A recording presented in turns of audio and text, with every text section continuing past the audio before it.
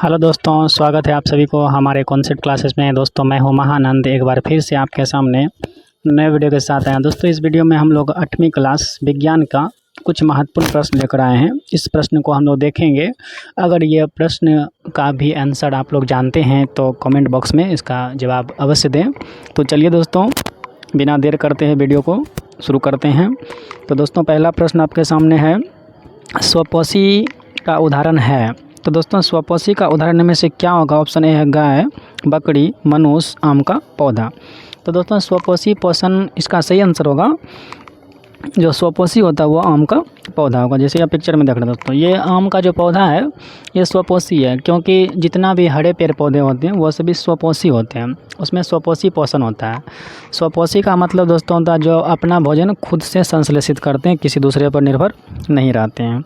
तो हरे पौधे जो है अपना भोजन खुद से बनाते हैं, इसीलिए हरे पौधे में जो भी आ जाएगा वो सभी स्वपोषी हो जाएगा। चलिए दूसरा नंबर प्रश्न चलते हैं दोस्तों। दूसरा नंबर प्रश्न आपके सामने स्क्रीन पे है, आप देख रहे होंगे इसको। तो चलिए प्रश्न को शुरू करते हैं। देखिए लिखा है, जब एक ही किस्म के पौधे किसी स्थान पर बड़े पैमाने पर नियमित रूप से उगाए जाते हैं तो उसे क्या कहते हैं? तो ऑप्शन A है अनाज, ऑप्शन B है फसल, ऑप्शन C है कृषि, ऑप्शन D है खेती। तो दोस्तों जब हम एक ही प्रकार के फसल को किसी बड़े से खेत में लगाते हैं तो उसे हम क्या कहते हैं? फसल कहते हैं। एक ही किस्म के जो पौधे, जैसे कि आप देख रहे हैं पिक्चर में ये धान है, सिर्फ इसमें सिर्फ धान ही लगा है। तो जब हम एक ही तरह के पौधे को खेतों में लगाते हैं उसे कहते हैं फसल। तो इसका सही आंसर क्या होगा दोस्तों? B। क्या हो जाएगा? B फसल हो जाएगा। चलिए क्वेश्चन नंबर 3 देखते हैं दोस्तों। क्वेश्चन नंबर 3 में दोस्तों क्या है, राइजोबियम नामक जीवाणु किस फसल के जड़ में पाए जाने वाले ग्रंथियों में उपस्थित होते हैं? तो दोस्तों राइजोबियम नाम का एक जीवाणु होता है जो कि ये पाया जाता है किसमें?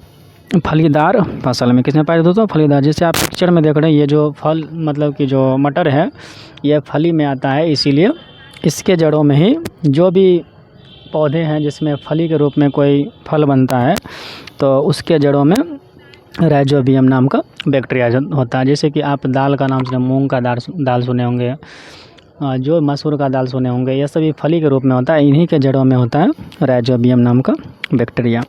तीसरा क्वेश्चन होने के बाद देखिए दोस्तों, तीसरा के बाद देखिए दोस्तों चौथा क्वेश्चन चलते हैं हम। चौथा में है, फसल चक्रण से मिट्टी उर्वरता क्या होता है मिट्टी का? तो फसल चक्रण से दोस्तों जो मिट्टी का उर्वरता होता है वो क्या होता है दोस्तों? बढ़ जाता है। क्या होता है दोस्तों? बढ़ जाता है। फसल चक्रण क्या होता है दोस्तों कि जब हम दो खाद्यान्न फसल के बीच में एक दलहन या तिलहन के पौधे को लगाते हैं उसे कहते हैं फसल चक्रण। तो इसका सही आंसर होगा मिट्टी का उपजाऊ क्षमता बढ़ जाना। 5वां प्रश्न दोस्तों आपके सामने है, खरपतवार का उदाहरण है। तो ऑप्शन ए है मसूर, ऑप्शन बी है गाजर घास, ऑप्शन सी है जूट, ऑप्शन डी है इनमें से कोई नहीं।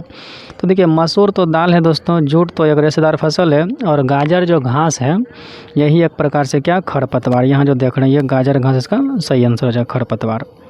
अगला प्रश्न दोस्तों आपके सामने है 6 नंबर, फसल से अनाज को अलग करने की प्रक्रिया को क्या कहा जाता है?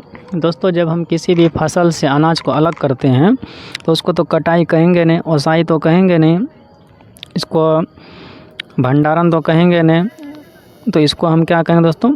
दौनी। क्या कहेंगे? इसको दौनी। देख रहे हैं आप बैल से दौनी किया जा रहा है। प्राचीन काल में फसल से अनाज को अलग करने के लिए दौनी किया जाता था। अगला प्रश्न दोस्तों आपके सामने 7 नंबर है, खरीफ फसल का उदाहरण है। गेहूँ ऑप्शन ए में है, ऑप्शन बी में आलू, ऑप्शन सी में धान, ऑप्शन डी में सोयाबीन। तो खरीफ फसल दोस्तों इसमें क्या होगा? धान। क्या हो जाएगा? धान। ये पिक्चर देख रहे हैं आप, धान, ये खरीफ फसल है। खरीफ फसल किसे कहते हैं दोस्तों? उस फसल को कहते हैं जिसे हम वर्षा के ऋतु में बोते हैं। अगला प्रश्न दोस्तों आपके सामने देखिए क्या है, रेशेदार फसल इनमें से कौन है? ऑप्शन देखिए दोस्तों आपके सामने क्या क्या है। पहला है सूर्यमुखी, और दूसरा दोस्तों क्या देखिए तो दूसरा आपके सामने है कपास, तीसरा है चना, चौथा है गेहूँ। रेशेदार का मतलब दोस्तों जिससे रेशा निकलता है, तो इसका सही आंसर होगा कपास। क्या होगा दोस्तों? कपास। इधर पिक्चर में देख रहे हैं ये कपास की खेती है और इनसे रेशा तैयार किया जाता है।